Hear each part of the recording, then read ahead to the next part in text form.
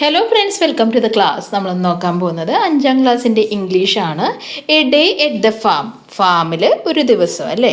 ഈ ഒരു പാഠഭാഗത്തിൻ്റെ ടെക്സ്റ്റ് ബുക്കിലുള്ള ആക്ടിവിറ്റീസാണ് നമ്മൾ ഈ വീഡിയോയിൽ പറയാൻ പോകുന്നത്. അപ്പോൾ ഈ പാഠത്തിനെ കുറിച്ച് ജസ്റ്റ് ഒരു ഇൻട്രൊഡക്ഷൻ തരാമത്. എന്താണ് ഒരു ഫാമിൽ 2 കുട്ടികൾ ഒരു ദിവസം ചിലവഴിക്കുന്നതിനെ പറ്റിയിട്ടാണ് അല്ലേ.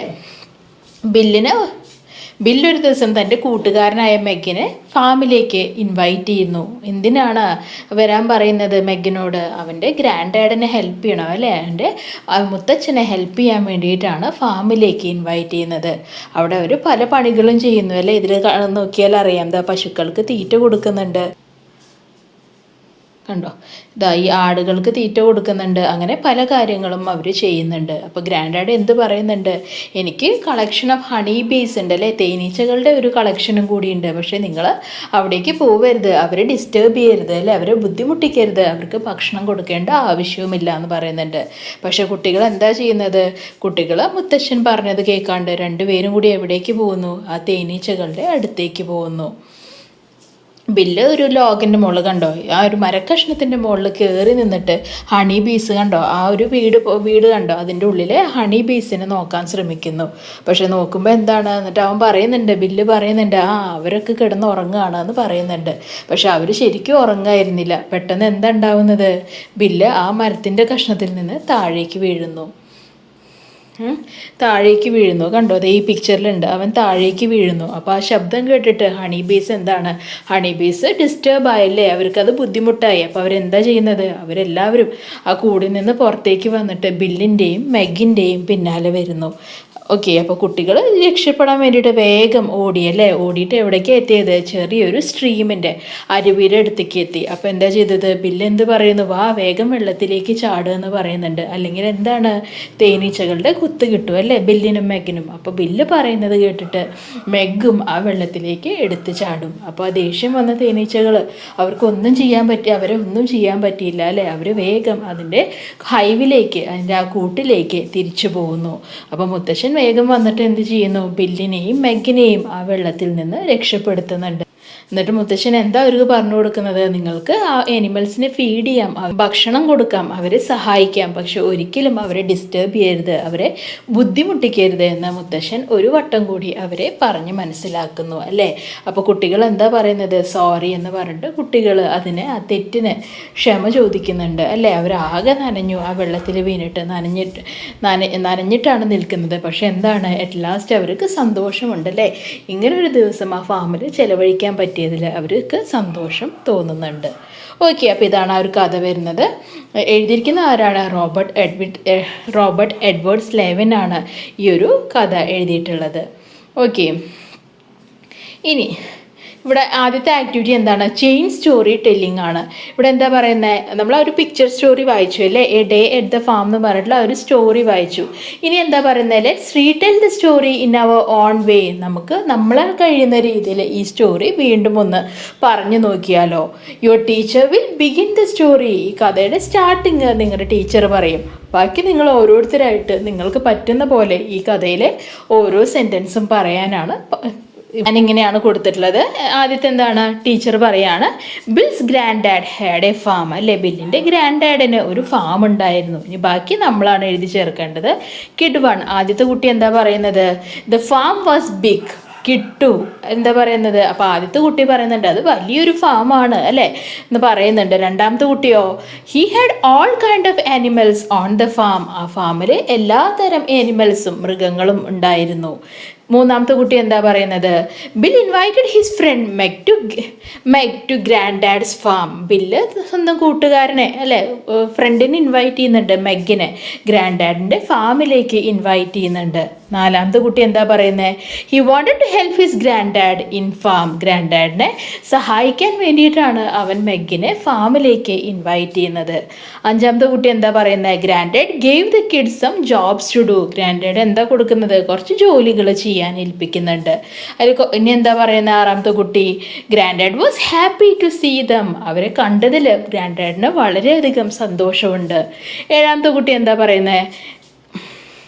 Grand dad gave the kids some jobs to do അല്ലേ. ഗ്രാൻഡ് ഡാഡ് എന്താ പറയുന്നത്, ഗ്രാൻഡ് ഡാഡ് കുറച്ച് ജോലികൾ ചെയ്യാൻ വേണ്ടിയിട്ട് അവരെ ഏൽപ്പിക്കുന്നുണ്ട്. എന്തൊക്കെയാണ് ജോലികൾ എന്നാണ് ഇനി പറയുന്നത്. എട്ടാമത്തെ കുട്ടി എന്താ പറയുന്നത്, to pick the ears of കോണിൻ്റെ ഇയേഴ്സ് വിൽക്കാൻ വേണ്ടിയിട്ട്. ഒമ്പതാമത്തെ കുട്ടി to help him sow the seeds, വിത്തുകൾ വിതയ്ക്കാൻ വേണ്ടിയിട്ട്. എട്ടാമത്തെ കുട്ടി കളക്ട് ഹേ ഫോർ കൗസ്, ആ പശുക്കൾക്ക് കൊടുക്കാനായിട്ട് വൈക്കോൽ കളക്ട് ചെയ്യുക അല്ലേ. ഒമ്പതാമത്തെ കുട്ടി എന്താ പറയുന്നത്, ടു ഫീഡ് ദ എനിമൽസ്. ഇനി കളക്ഷനൊക്കെ ചെയ്ത് കഴിഞ്ഞാൽ എന്താണ്, ആ ഷീപ്പിനെയും കൗവിനെയും ഒക്കെ ഫീഡ് ചെയ്യണം അല്ലേ, അവർക്ക് ഭക്ഷണം കൊടുക്കണം അത്. പത്താമത്തെ കുട്ടി എന്താ പറയുന്നത്, they were really happy in the farm. കുട്ടികൾ ആ ഫാമിൽ വളരെയധികം സന്തോഷത്തിലായിരുന്നു. അതാണ് പത്താമത്തെ കുട്ടി പറയുന്നത്. പതിനാമത്തെ കുട്ടിക്ക് എന്ത് പറയാം, grand dad said he had a collection of bees. Grand dad എന്ന് പറയുന്നുണ്ട്, എനിക്ക് ആ തേനീച്ചകളുടെ ഒരു കളക്ഷൻ ഉണ്ട്, അവരുടെ കൂടും ഇവിടെ ഉണ്ട് എന്ന് ഗ്രാൻഡ് ഡാഡ് പറയുന്നുണ്ട്. പന്ത്രണ്ടാമത്തെ കുട്ടി എന്താ പറയുന്നത്, he told not to feed the bees or disturb them. അദ്ദേഹം എന്താ പറഞ്ഞത്, ആ ബീസിന് ഭക്ഷണം കൊടുക്കേണ്ട ആവശ്യമില്ല, അതുപോലെ നിങ്ങൾ അവരെ ശല്യപ്പെടുത്താനും പോകരുതെന്ന് ഗ്രാൻഡ് ഡാഡ് പറയുന്നുണ്ട്. കിഡ് 13 എന്താ പറയുന്നത്, but the kid secretly when near the bees. പക്ഷേ ഈ പറഞ്ഞതൊന്നും കേൾക്കാതെ ഈ കുട്ടികൾ ആരുടെ അടുത്തേക്ക് പോയി, ഈ തേനീച്ചകളുടെ അടുത്തേക്ക് പോയി. Kid 14 they disturb the bees. അവർ ആ തേനീച്ചകളെ ബുദ്ധിമുട്ടിച്ചു അല്ലേ. Kid 15 bees ran after Ben and Meg. ആ തേനീച്ചകൾ എന്ത് ചെയ്തു, ബെന്നിൻ്റെയും മെഗിൻ്റെയും പിന്നാലെ അത് പറന്നു. 16ാമത്തെ കുട്ടി എന്താ പറയുന്നത്, they jumped into a stream. അവരൊരു അരുവിയിലേക്ക് എടുത്തു ചാടി.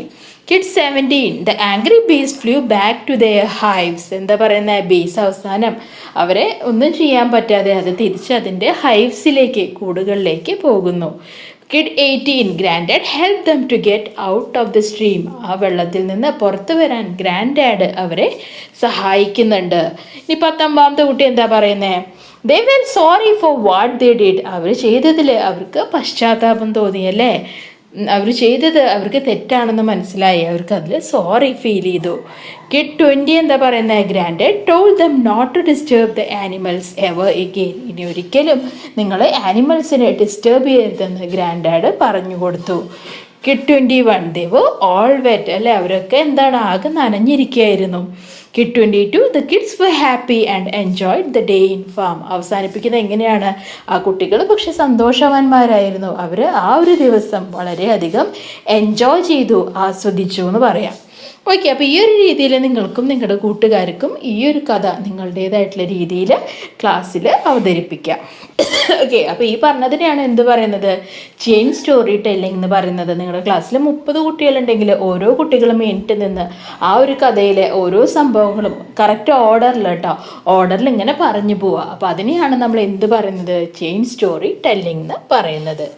ഓക്കെ, ഇനി രണ്ടാമത്തെ ആക്ടിവിറ്റിയാണ് ലെറ്റ്സ് എനാക്ട് ദ സ്റ്റോറി. ഈ സ്റ്റോറി ഒരു ഡ്രാമ പോലെ, നാടകം പോലെ നിങ്ങളോട് അവതരിപ്പിക്കാൻ പറയുന്നുണ്ട് അല്ലേ. ഓരോരുത്തരും ഒരാൾ ബെന്നായിട്ട് ആക്ട് ചെയ്യുക, ഒരാൾ മെഗായിട്ട് ആക്ട് ചെയ്യുക, ഒരാൾ ഗ്രാൻഡ് ഫാദർ ആയിട്ട് ആക്ട് ചെയ്യുക. കേട്ടോ, നമ്മൾ നേരത്തെ കാണിച്ചില്ലേ, ആ സെൻറ്റൻസ് ഒക്കെ ഉപയോഗിച്ചിട്ട് നിങ്ങൾക്കിത് എന്താണ് ഇനാക്ട് ചെയ്തിട്ട് ക്ലാസ്സിൽ അവതരിപ്പിക്കാം. അടുത്ത് വരുന്ന activity 3 read the flowing passage, edit the underline words and rewrite the passage. ഇവിടെ ഒരു പാസേജ് കൊടുത്തിട്ടുണ്ട്, അതിൽ അണ്ടർലൈൻ ചെയ്ത ആ ഒരു വേർഡ്സിൽ എന്തെങ്കിലും തെറ്റുകൾ ഉണ്ടാവും, ആ തെറ്റുകൾ തിരുത്തിയിട്ട് അത് കറക്റ്റ് ചെയ്യാനാണ് പറയുന്നത്. അപ്പോൾ നമുക്ക് വായിച്ച് നോക്കാം.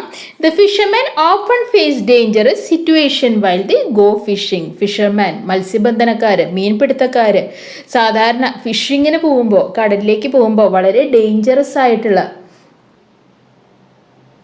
അപകടകരമായ സിറ്റുവേഷൻസിലൂടെ കടന്നു പോകാറുണ്ട് അല്ലേ. കടലിലാണോ, കാറ്റും മഴയൊക്കെ വരാറുണ്ട്, ചിലപ്പോഴൊക്കെ ഈ മത്സ്യബന്ധന ബോട്ടുകളൊക്കെ കാണാതാവാറുണ്ട്. They return from the sea with a good catch. അവർ തിരിച്ചു വരുമ്പോൾ എന്താണ്, വലിയ വലിയ മീനൊക്കെ പിടിച്ചിട്ടാണ് വരാറ്, അതിനെയാണ് ഗുഡ് ക്യാച്ച് എന്ന് പറയുന്നത്. They are happy with my simple lifes. They are happy, അവർ ഹാപ്പിയാണ്. വിത്ത് മൈ എന്നാണോ പറയുക, മൈ എന്ന് പറഞ്ഞാൽ എൻ്റെ എന്നാണ് അല്ലേ. എൻ്റെ സിമ്പിൾ ജീവിതത്തിൽ അവർ ഹാപ്പിയാണ്, അങ്ങനെയാണോ വരുന്നത്, അല്ല. മൈ അല്ല വരിക, അവിടെ എന്താ വരേണ്ടത്, they are happy with their. Okay, their ആണ് വരേണ്ടത്, അപ്പോൾ അവിടെ അത് കറക്റ്റ് ചെയ്യണം. പിന്നെ എന്താണ്, they work hard for us. നമുക്ക് വേണ്ടി അവർ അതിയായി പരിശ്രമിക്കുന്നുണ്ട്. And are an essential part of his society. His society എന്നാണോ പറയുക? വേർഡ് അവിടെ ഏറ്റവും മാച്ച് ചെയ്യുക കണ്ടോ, ഹിസ് കൊടുത്തിട്ടുണ്ട്, ദെയർ കൊടുത്തിട്ടുണ്ട്, അവർ കൊടുത്തിട്ടുണ്ട്. അപ്പം എന്താ വരിക? Are essential part of our society അല്ലേ, നമ്മുടെ സൊസൈറ്റിയുടെ വലിയൊരു ഭാഗം തന്നെയാണ് അവർ. അപ്പം അവർ കൊടുക്കുക. There are many stories about fisherman, ഇങ്ങനെ ഇവരെ പറ്റിയിട്ട് പല സ്റ്റോറീസും ഉണ്ട്. One of the most famous stories about A fisherman is the old man and the sea. അതിൽ ഏറ്റവും ഫേമസ് ആയിട്ടുള്ളൊരു കഥ ഏതാണ്? ഓൾഡ് മാൻ ആൻഡ് സീ എന്ന കഥയാണ്. It is a story of an old fisherman and her efforts to catch a big fish. അതൊരു ഫിഷർമാനിനെ പറ്റിയിട്ടുള്ള കഥയാണ്. അപ്പോൾ അവിടെ ഹേർ വരുമോ? ഇല്ല. അപ്പോൾ ഫിഷർ മാൻ ആയതുകൊണ്ട് തന്നെ ഹേർ എന്ന് പറഞ്ഞാൽ അവൾ എന്നാണ് ഉദ്ദേശിക്കുന്നത്. അപ്പോൾ ആണുങ്ങൾക്ക് എന്താ പറയുന്നത്? HIS അല്ലേ, his efforts to catch a big fish. അദ്ദേഹത്തിൻ്റെ, അവൻ്റെ എഫേർട്സ് എന്നൊക്കെ പറയില്ലേ, അപ്പോൾ അതിനെയാണ് നമ്മളത് പറയുന്നത്. ഓക്കെ, ഇങ്ങനെയാണ് താഴേക്ക് എടുത്ത് എഴുതേണ്ടത്. The fishermen often face dangerous situation while the go fishing. They return from the sea with a good catch. They are happy with their simple lives. They work hard for us and are essential part of our society. There are many stories about fishermen. One of the most famous stories about a fisherman is The Old Man and the Sea. It is the story of an old fisherman and his efforts to catch a big fish. Okay. Biodiversity എന്ന് പറഞ്ഞാൽ എന്താ? ജൈവ വൈവിധ്യം. അപ്പോൾ എന്തൊക്കെയാണ് ചോദ്യങ്ങൾ എന്ന് നോക്കാം.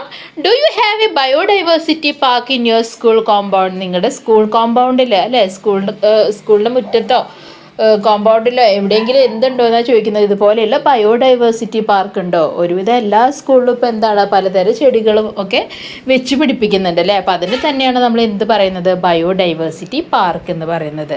അപ്പോൾ ഉണ്ടെങ്കിൽ എന്ത് എഴുതണം? യെസ്, ബയോഡൈവേഴ്സിറ്റി പാർക്ക് എന്ന് എഴുതണം. What kind of plants and trees are there? Do you know their names എന്നൊക്കെ ചോദിക്കുന്നുണ്ട്. അപ്പോൾ നമുക്ക് ഉത്തരം നോക്കാം. അടുത്ത എന്താണ് ആൻസർ നോക്കാം. Do you have a biodiversity park? ഉണ്ടെങ്കിൽ എന്തെഴുതാം? Yes, we have a biodiversity park in our school compound എന്ന് എഴുതണം കേട്ടോ. ഇനി അടുത്തത് എന്താണ്? ഓക്കെ, അപ്പോൾ വേറെ കുറേ പ്ലാന്റ്സും ട്രീസൊക്കെ ഉണ്ടെങ്കിൽ നിങ്ങൾക്ക് അങ്ങനെ എഴുതാം. അല്ല, ട്രീസ് ഇല്ലെങ്കിൽ പ്ലാന്റ്സ് മാത്രമേ ഉള്ളെങ്കിൽ അത് എഴുതാം കേട്ടോ. ഇനി അതിനെ തന്നെ നമുക്ക് തരംതിരിക്കാം. എന്താണ്? ഫ്ലവറി പ്ലാന്റ്സ്, പൂ ഉണ്ടാകുന്ന പ്ലാന്റ്സ് ഏതൊക്കെയാണ്? റോസ് എഴുതാം, ജാസ്മിൻ എഴുതാം, ഹിബിസ്കസ് എഴുതാം, ലില്ലി എഴുതാം, ബോഗൻവില്ല എഴുതാം. ഓക്കെ, മെഡിസിനൽ ഹെർബ്സ് എന്താണ്? നമ്മൾ മരുന്നിനൊക്കെ വേണ്ടി ഉപയോഗിക്കുന്നത് ഏതൊക്കെയാണ്? സ്ഥിരം നമ്മൾ കണ്ടുവരാറ് നീം അല്ലേ, ആര്യവേപ്പ് ഉണ്ടാവാം, തുളസി ഉണ്ടാവാം, അലോവേര ഉണ്ടാവാം. അപ്പോൾ അതൊക്കെ നിങ്ങൾക്ക് എഴുതാം. അക്വാട്ടിക് പ്ലാന്റ്സ്, വെള്ളത്തിലുണ്ടാവുന്ന പ്ലാന്റ്സ് ഏതാണ്? വാട്ടർ ലില്ലി ഉണ്ടാവാം, ലോട്ടസ് ഉണ്ടാവാം. ഓക്കെ, അപ്പോൾ അത് എഴുതാം. പിന്നെന്താണ്? അതല്ലാണ്ട് ഏതൊക്കെ ഉണ്ട്? ഓർക്കിഡ് ഉണ്ടെങ്കിൽ അത് എഴുതാം, കാക്ടസ് നമ്മുടെ മുൾച്ചെടി ഉണ്ടെങ്കിൽ അത് എഴുതാം, ബാംബു മുള ഉണ്ടെങ്കിൽ അതും എഴുതാം. ഓക്കെ, അപ്പോൾ ഇങ്ങനെയൊക്കെ നിങ്ങൾക്ക് അങ്ങനെ എഴുതാം, തരംതിരിച്ച് എഴുതാം. അടുത്തത് എന്താണ്? അടുത്തത് നിങ്ങളുടെ പാർക്കിൻ്റെ പേര് പറയുന്നുണ്ട്. ഞാനിവിടെ കൊടുത്തിട്ടുള്ളത് a walk into the nature എന്നാണ് കൊടുത്തിട്ടുള്ളത്. പ്രകൃതിയിലേക്ക് ഒരു നടത്തം അല്ലേ. ഇനി സൈൻ ബോർഡ്സും ഡയറക്ഷൻസും ഒക്കെ ഉണ്ടെങ്കിൽ, എന്തെങ്കിലുമൊക്കെ എഴുതിയിട്ടുണ്ടെങ്കിൽ അല്ലേ, എന്താണ് സാധാരണ നമ്മൾ പാർക്കിലൊക്കെ പോയി കഴിഞ്ഞാൽ എന്തൊക്കെ എഴുതിയിട്ടുണ്ടാവാം? Do not touch the plants അല്ലേ, do not pluck the flowers, പൂക്കളെ ചെടികളെ തൊടരുത് എന്ന് എഴുതിയിട്ടുണ്ടാവും. ഡു നോട്ട് പ്ലഗ് ഫ്ലവേഴ്സ് എന്ന് പറഞ്ഞാൽ എന്താണ്? പൂക്കളൊന്നും പൊട്ടിക്കരുത് എന്ന് എഴുതിയിട്ടുണ്ടാവാം. എൻജോയ് സം ഫ്രഷ് എയർ അല്ലേ, നല്ല വായു ഒന്ന് ശ്വസിച്ചു നോക്കൂ. സേവ് ദ എൻവയോൺമെൻറ്റ്, ഈ എൻവയോൺമെൻറ്റിനെ, നമ്മുടെ പരിസ്ഥിതിയെ സേവ് ചെയ്യൂ, പ്രൊട്ടക്റ്റ് ചെയ്യൂ. പ്ലാൻ മോർ ട്രീസ്, കൂടുതൽ ചെടികൾ വെച്ച് പിടിപ്പിക്കൂ. ഡോൺ ലിറ്റർ, ഒരിക്കലും എന്താണ് ചപ്പ് ചവറുകൾ അലക്ഷ്യമായി അവിടെ ഇവിടെയും വലിച്ചെറിയാതെ ഇരിക്കുക. അതുപോലെ തന്നെ ഇനി നെയിം ബോർഡുള്ള ട്രീസ് ചോദിക്കുന്നുണ്ട്. ഇതിനെയാണ് ഇപ്പോൾ ഈ കാണിച്ചിട്ടുള്ള പിക്ചറിലുള്ളതിനൊക്കെയാണ് നെയിം ബോർഡുള്ള ട്രീസ് എന്ന് പറയുക. അപ്പോൾ അങ്ങനത്തെ നെയിം ബോർഡ്സും നിങ്ങൾക്ക് എഴുതാം. ഓക്കെ, അപ്പോൾ ഇങ്ങനെ ഡയറക്ഷൻസ് ഒക്കെ കൊടുക്കാൻ ഈ ഒരു രീതിയിലും നിങ്ങൾക്ക് എന്താണ് പറയുക, പ്രൊജക്റ്റ് ചെയ്യുന്നുണ്ടെങ്കിൽ അത് പ്രിപ്പയർ ചെയ്യാം. ഓക്കെ, അപ്പോൾ ഇത്രയാണ് ഈ പാഠഭാഗത്തിലെ ആക്ടിവിറ്റീസ് വരുന്നത്. ക്ലാസ് മനസ്സിലായി എന്ന് വിശ്വസിക്കുന്നു. ഇഷ്ടപ്പെട്ടാൽ ലൈക്ക് ചെയ്യൂ, സബ്സ്ക്രൈബ് ചെയ്യൂ. തീർച്ചയായും നിങ്ങളുടെ ഫ്രണ്ട്സിനും കൂടെ ഒന്ന് ഷെയർ ചെയ്ത് കൊടുക്കൂ. താങ്ക്